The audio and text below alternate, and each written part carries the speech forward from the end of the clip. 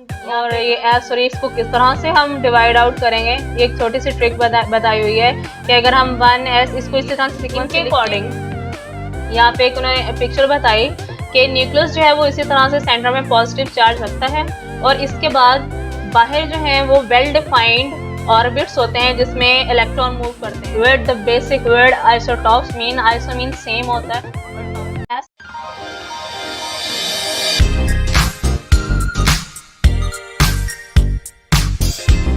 Start करते हैं आज जिसका नाम है स्ट्रक्चर ऑफ एटम।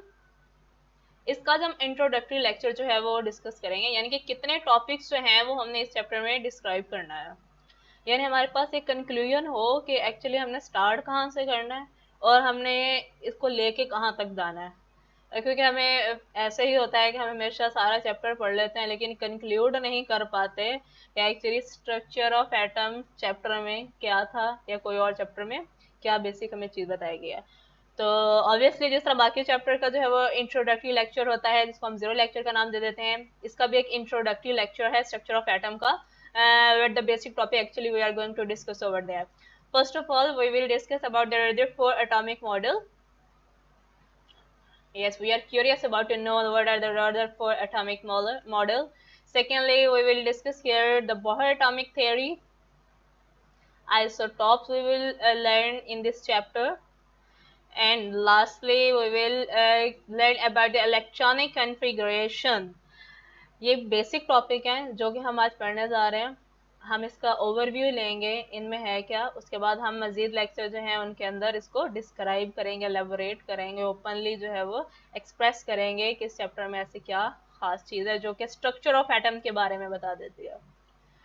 अच्छा, हमारे सामने तो स्ट्रक्चर जो है वो जिस तरह से दिखाया जाता है एक्चुअली ऐसा नहीं था। रदरफोर्ड का कंसेप्ट था कि अगर हम अल्फा पार्टिकल जो है वो फॉलो अप करते हैं, हमारे पास कोई भी एक शीट ली, उसने गोल्ड की शीट लेकर उसके ऊपर क्या किया, अल्फा पार्टिकल जो कि हीलियम +2 की फॉर्म में था उसको फॉलो अप किया, तो उसका सम ऑफ द एरिया जो था वो स्पेस था, यानी जिसमें से रेज पास आउट हो रही थी, और कुछ एरिया ऐसा था जिसमें से रिफ्लेक्ट बैक हो रही थी। कौन सी रेज? अल्फा पार्टिकल की।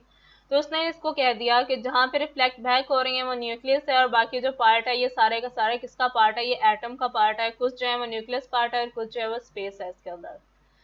ये एक उसका स्मॉल जो था कंसेप्ट है रिगार्डिंग एटम। लेकिन इसमें कुछ डिफेक्ट्स थे जो इसके स्ट्रक्चर को क्लियरली डिस्क्राइब नहीं कर रहे थे। डिफेक्ट्स क्या थे? पहला तो ये था कि electrons make line spectrum but it should make continuous spectrum.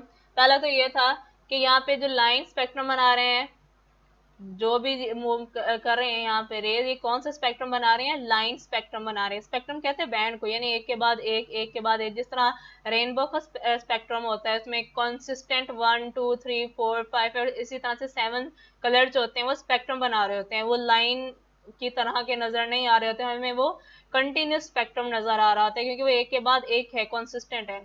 यहाँ पे वो कहते हैं कि हमें यहाँ पे इलेक्ट्रॉन जो है वो दिखाई दे रहे हैं कि वो लाइन स्पेक्ट्रम बना रहे हैं, जबकि इसको क्या बनाना चाहिए? कंटिन्यूस स्पेक्ट्रम बनाना चाहिए। तो इसका मतलब उसके बताए हुए मॉडल में कोई ना कोई डिफेक्ट था।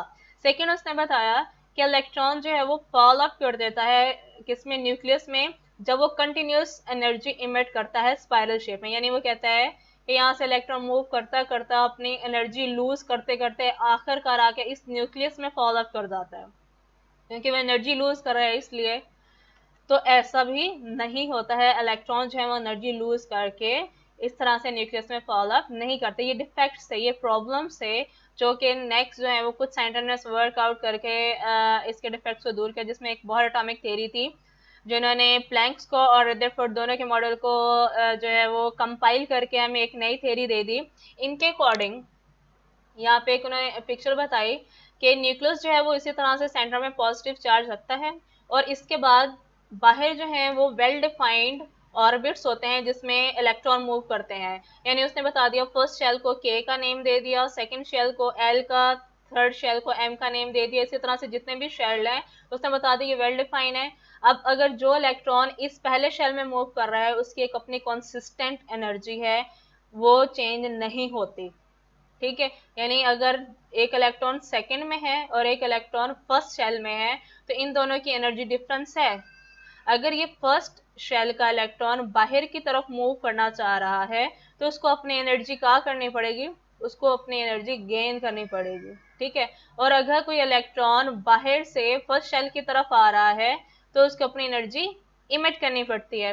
एनर्जी इमिट करेंगे जब, निकालेंगे जब सेकंड से फर्स्ट शेल में आएंगे, और एनर्जी एब्जॉर्ब करेंगे जब वन से हायर एनर्जी की तरफ जाएंगे। ठीक है, क्योंकि इसके अकॉर्डिंग जो फर्स्ट बाहर के अकॉर्डिंग क्या था, जो फर्स्ट शेल है इसकी एनर्जी लोअर है, सेकंड की हायर है फर्स्ट से, फिर थर्ड की 1 और 2 दोनों से हायर है। तो हमने बेसिक इस थ्योरी में क्या चीज लर्न करनी है कि जो इलेक्ट्रॉन एक शेल में मूव कर रहा है उसकी एनर्जी बराबर रहती है, वो जितना मर्जी मूव करे, लेकिन अगर वो बाहर जंप करेगा तो एब्जॉर्ब करके जाएगा, अगर वापस आएगा तो इमिट करेगा। इमिट और एब्जॉर्ब यहाँ पे आपने लर्न करना है। सेकेंडली यहाँ पे आपने देख लेना है कि न्यूक्लियस के अंदर जो है वो पॉजिटिव चार्ज कंटेन किया हुआ है, और शेल में जो इलेक्ट्रॉन रिवॉल्व कर रहे हैं वो सारे के सारे कौन सा चार्ज कैरी किए हुए होते हैं, यस, नेगेटिव चार्ज कैरी किया होता है। और आपने इसी सीक्वेंस से शेल के नेम देख लेना है, यहाँ पे के, एल, एम और एन है।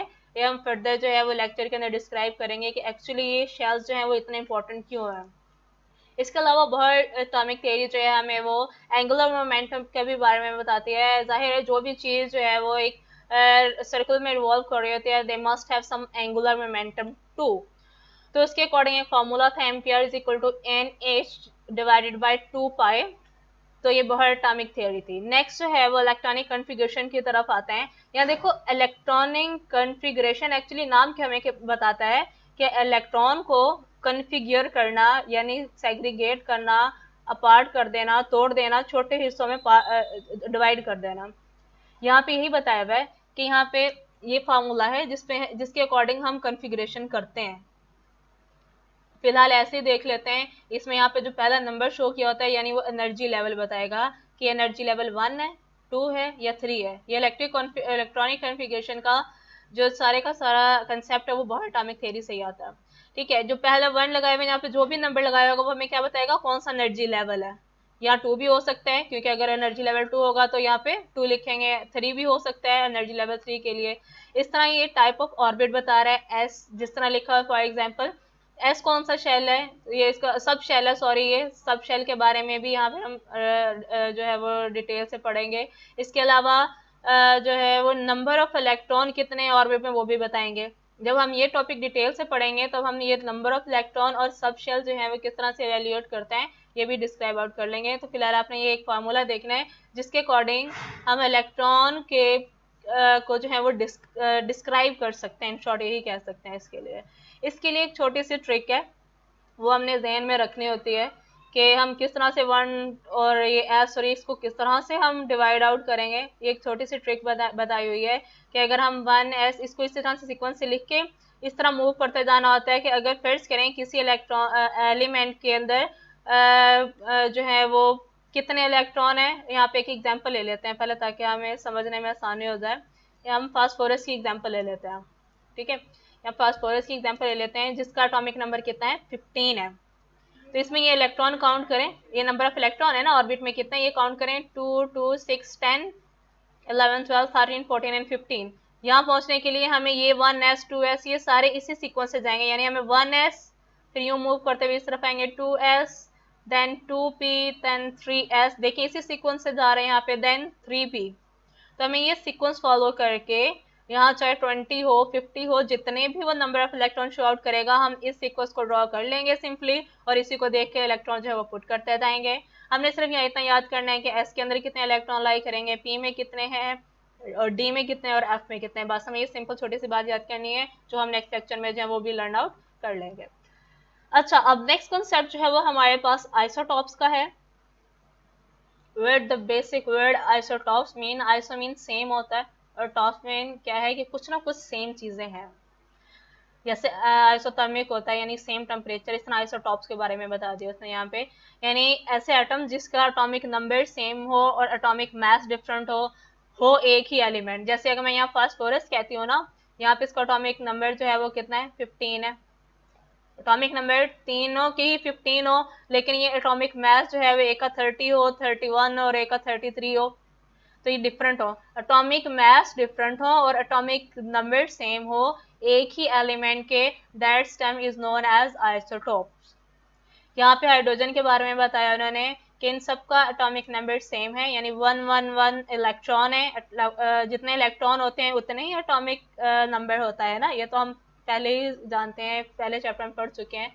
और मैथ्स किस तरह डिफ्रेंशिएट करते हैं, जब प्रोटॉन और न्यूट्रॉन नंबर इंक्रीज होते जाते हैं। तो मैथ्स नंबर देखिए 1, 2 एंड 3 जहाँ पे जो है वो मैथ्स नंबर शो आउट किया हुआ है। तो ये सिंपल एक डेफिनेशन है, इसकी हम चैप्टर में यूजेस भी पढ़ेंगे, फर्दर जो हम डेली लाइफ में यूज करते हैं इसके बारे में स्टडी करेंगे।